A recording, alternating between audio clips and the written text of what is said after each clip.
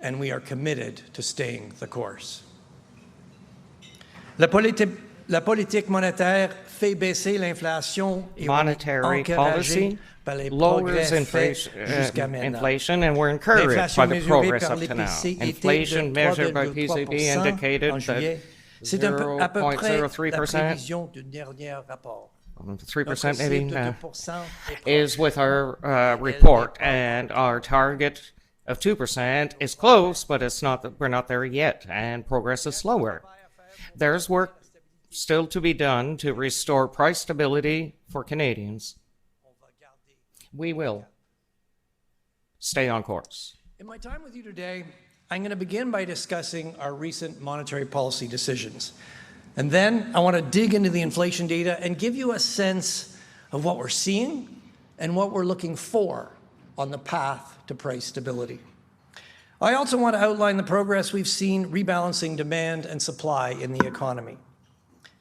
How these evolve will be critical to our policy decisions going forward. Finally, I want to answer a question we're getting more frequently from Canadians. Why are we so focused on the 2% inflation target? Isn't 3% close enough? Short answer is no, and I'll explain why we're committed to getting inflation all the way back to the 2% target. At both our June and July monetary policy decisions, we increased our policy rate, bringing it to 5%.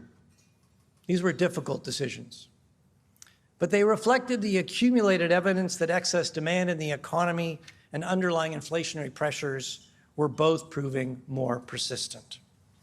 And it was our judgment that more restrictive monetary policy was needed to restore price stability for Canadians.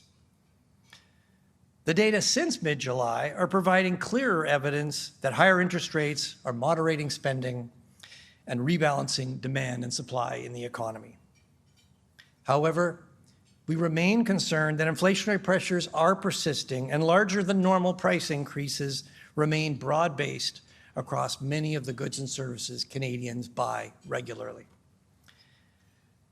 Just as it took longer to see clearer evidence that higher interest rates were moderating demand in the economy, it may now be taking longer for this to translate into lower inflationary pressures. We know it takes time for interest rates to work their way through the economy and relieve price pressures. The other possibility, of course, is that monetary policy is not yet restrictive enough to restore price stability. And unfortunately, the longer we wait, the harder it is likely to be to reduce inflation. In trying to balance the risks of under and over tightening, Governing Council decided yesterday to keep our policy rate at 5% and agreed there may be a need to raise the policy rate further if inflationary pressures persist. Going forward, we will be looking for evidence that price pressures are easing.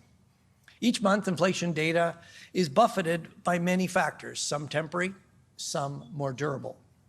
Given that monetary policy works with a lag, we need to use a broader set of indicators to assess where inflation is going. So let me dig into the data and unpack what we're seeing and what we're looking for. We've been saying for some time that inflation would be close to 3% this summer. It fell to 2.8% in June before moving up to 3.3% in July. So we're about where we expected to be. The biggest contribution to the slowing in inflation since the peak last year has been from energy, which accounts for 2/3 of the slowdown. Price increases in consumer durables like furniture and appliances have also slowed as supply disruption eased and hiring borrowing costs reduced demand. This is welcome progress. But we know that many prices, those for food, shelter, and many services, are not cooling in the same way. And recently, global oil prices have risen again, pushing up gasoline prices. This is expected to increase headline inflation in the near term. To capture the center of gravity in inflation, we use several measures to look deeper than this headline and assess the underlying trend in inflation. So let me explain the inflation measures we're looking at and why. First, We track measures of core inflation, which exclude large price changes, whether they're up or down, that can obscure the underlying trend in inflation. Core inflation is running around 3.5%. This is true of year-over-year rates, as well as more timely 3-month rates. And what that suggests is that inflationary pressures remain and downward momentum has slowed. We also carefully examine the distribution of annual price changes across CPI components. And as you can see in the top panel of this chart, while some prices are always going to be going up and others are always going to be going down, in normal times, price changes tend to be clustered around the 2% target. When inflation went up last year, which is shown in the middle panel, the distribution of price changes shifted to the right. The average price increase was higher, and the range of price changes widened. And you can see in the distribution, particularly on the right side, which means some prices went up very sharply. This points out one of the unpleasant consequences of inflation. High inflation also brings bigger swings in prices.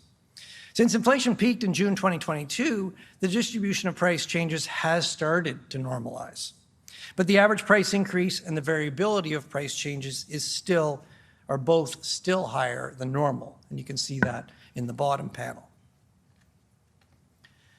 Another way to gauge inflation price pressures is to look at whether price increases in the CPI reflect a few big increases or a lot of small ones.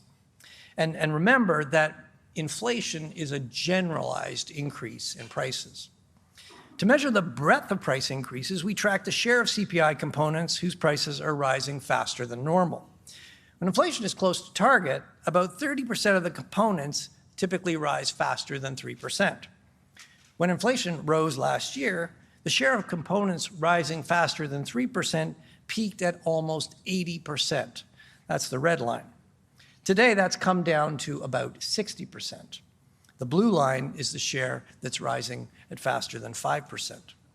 So what you can see from this chart is, yeah, we've made progress, but larger than normal price increases are still broad-based. This highlights another problem with high inflation. No matter how carefully you shop, you can't avoid it. Prices for almost everything are going up, and that includes many necessities. For example, rent was up 5% in July. Home insurance and cleaning products were both up around 9%. Price increases for food average around 9%, and many are in double digits. Bakery and cereal products up 12%, baby food up 11%. Now, the single price increase that is having the biggest impact on CPI inflation is mortgage interest cost. That's gone up as we've increased interest rates. And it's up about 30% relative to where it was a year ago. When you exclude mortgage interest costs from the CPI, what's left is increasing at around 2.5%. And that has led some to argue that inflation is effectively back at target. Now, look, it's true that if we hadn't raised interest rates, mortgage costs would likely be lower today. But inflation throughout the economy would be higher. Inflation would be a much bigger problem than it is today. To measure underlying inflation, we need a more systematic way of excluding components with big movements on both the upside and the downside.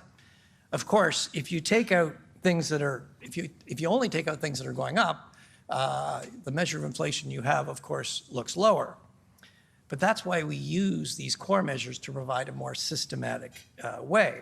And if you look at CPI trim, for instance, it's excluded mortgage interest costs in each of the last 14 months. Nevertheless, it's still running at about 3.5% because it's also excluded things where the prices have fallen sharply. So the message here is that the underlying trend shows inflation is still well above target.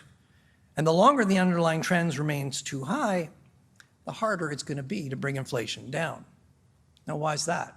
Well, it's because households and businesses expect, once they start to expect inflation to be higher, their behavior starts to change. And when that happens, it becomes more difficult to bring inflation back to the 2% target. Looking forward, what do we want to see? We want to see less generalized price increases as well as a decline in the average price increase. Both these things are happening. That is encouraging, but they need to keep happening to restore price stability for Canadians. That brings me to the other factor we're watching closely, the balance between demand and supply in the economy. Inflation has come down from 8% because supply chains have opened up, energy prices have come down, and big price increases of a year ago have dropped out of the data. For inflation to continue to decline, we need the demand in the economy to continue to grow more slowly than supply for a period of time. That will relieve price pressures, slow increases in labor costs, and restore normal price-setting behavior. That's what will bring inflation sustainably back to the 2% target. But I want to be clear. We're not trying to kill growth.